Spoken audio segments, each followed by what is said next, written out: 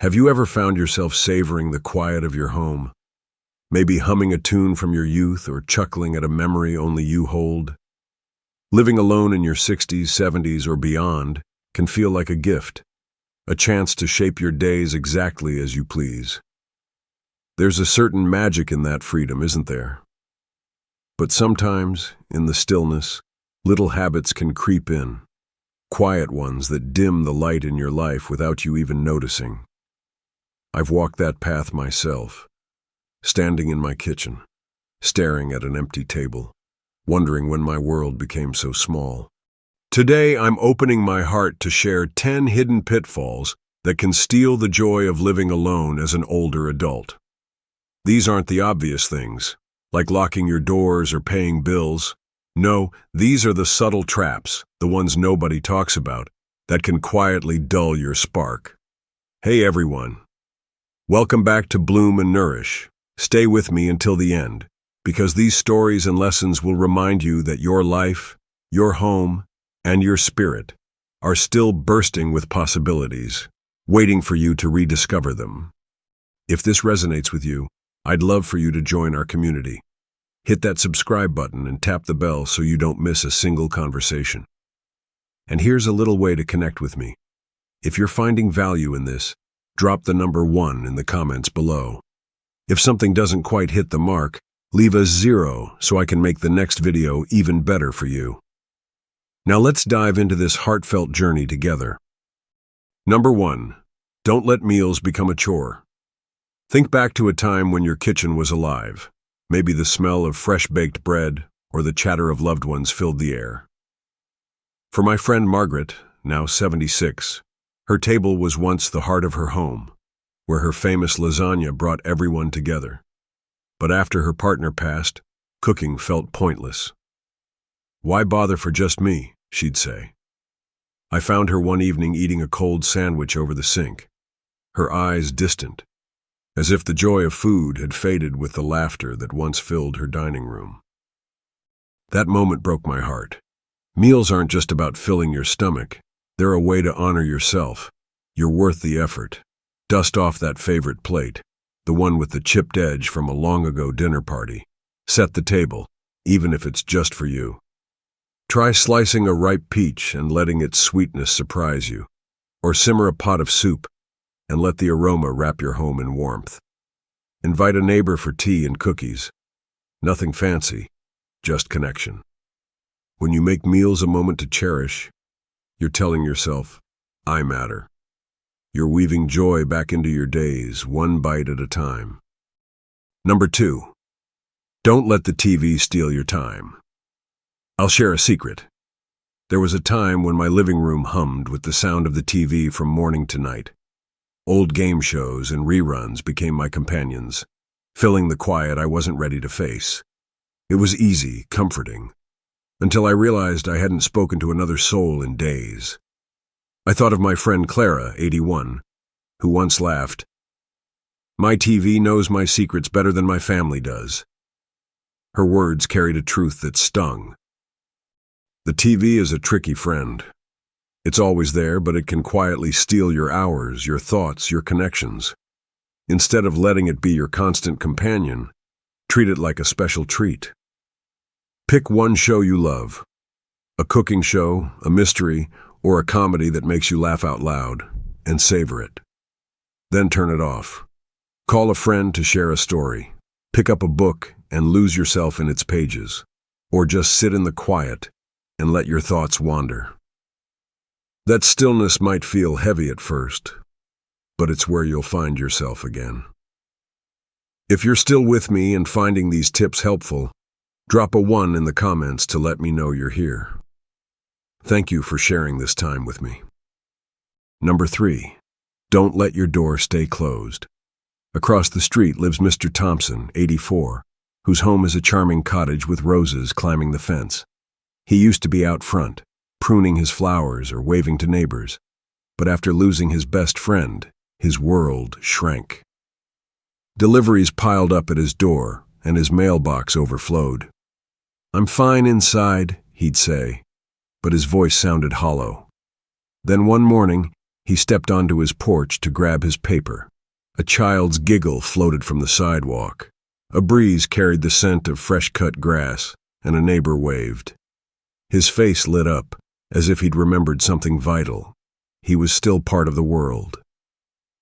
Your front door isn't just a barrier, it's a bridge to life. Open it, even just a crack. Feel the morning air, wave at a passerby, or listen to the hum of your neighborhood. You don't need to go far to feel connected. A simple hello can remind you that you're woven into the beautiful, messy tapestry of your community. Number 4. Don't tell yourself I'm too old. Meet Evelyn, 78, who decided last year to learn watercolor painting. Her first attempts were wobbly, colors bleeding into each other, but her eyes sparkled with pride. I always wanted to try, she said, and I'm not done living yet. Compare that to my Uncle James, 72, who shrugs off new ideas.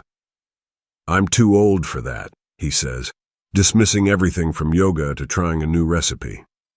That phrase is a trap, a quiet way to close the door on possibility.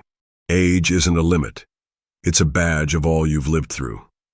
You're never too old to try something new, whether it's planting herbs, joining a choir, or learning a few words in a new language. Each step, even a shaky one, is a victory. The world is waiting for your next chapter. Don't let fear of looking silly hold you back. Your spark is still there, ready to shine. Number 5. Don't shrink your world to one room. When my kids left home, my house felt too big, too quiet.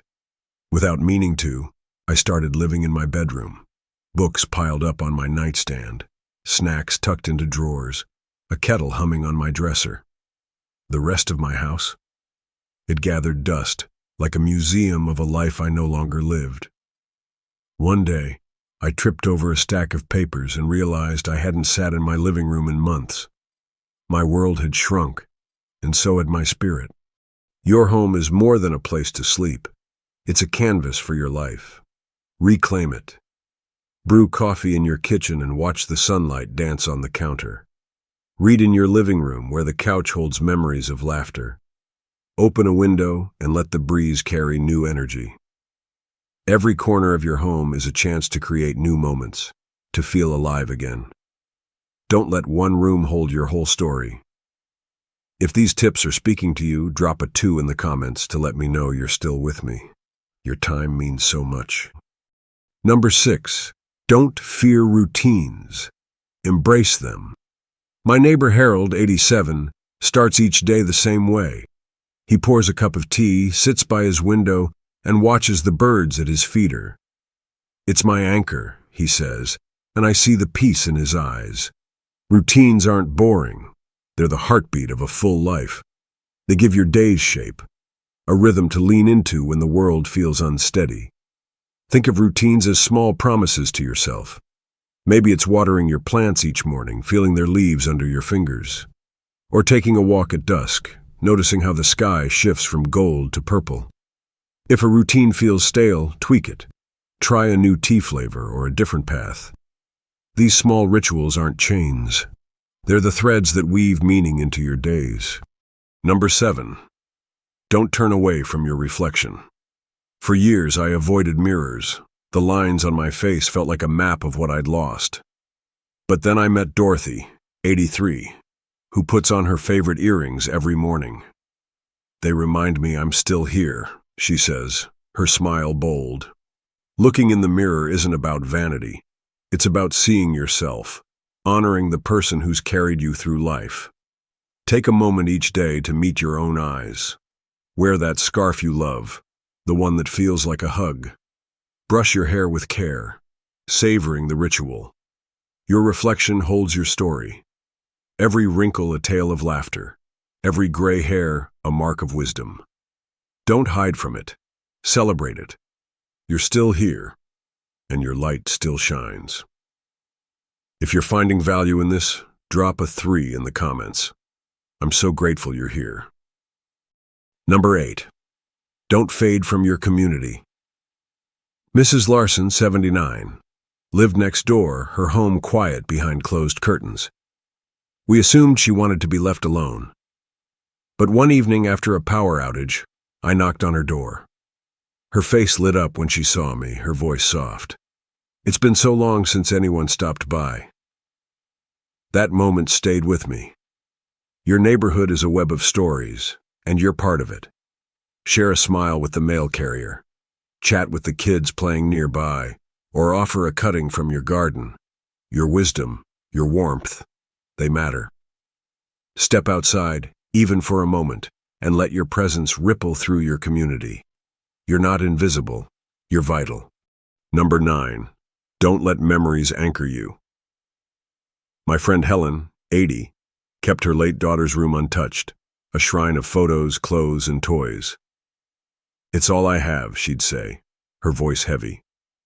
But holding on to every item wasn't keeping her daughter close. It was keeping Helen stuck. Slowly, she chose a few treasures, a necklace, a letter, and turned the room into a cozy space for painting.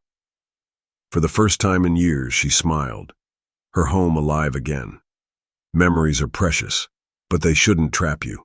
Keep what matters most, a photo, a keepsake, and let your home breathe with new moments. Your life is still unfolding, ready for new laughter, new stories. Don't let the past hold you back from the present. If this is resonating, drop a 4 in the comments. Thank you for staying with me. Number 10, don't believe your story is done. The world might whisper that after 60, your best days are behind you. Don't listen. Take Arthur, 82, who joined a photography club and now captures sunsets that take your breath away. Or Lila, 77, who learned to bake bread, her kitchen filled with the scent of fresh loaves. Your life is still a canvas, waiting for new colors. Try something small, a new hobby, a walk in a new park, a kind word to a stranger. Each step is an adventure, proof that your story is far from over. You're not winding down, you're just beginning a new chapter. Keep chasing those sparks. They're waiting for you. Friends, we've walked through these 10 pitfalls together, from making meals a celebration to keeping your door open to the world's wonders. Living alone doesn't mean living small. It's a chance to rediscover your joy, to grow, to shine brighter than ever. I want to hear from you. What's one lesson that hit home today? Maybe it's setting the table for yourself or trying something new. Drop it in the comments. Your story might inspire someone else.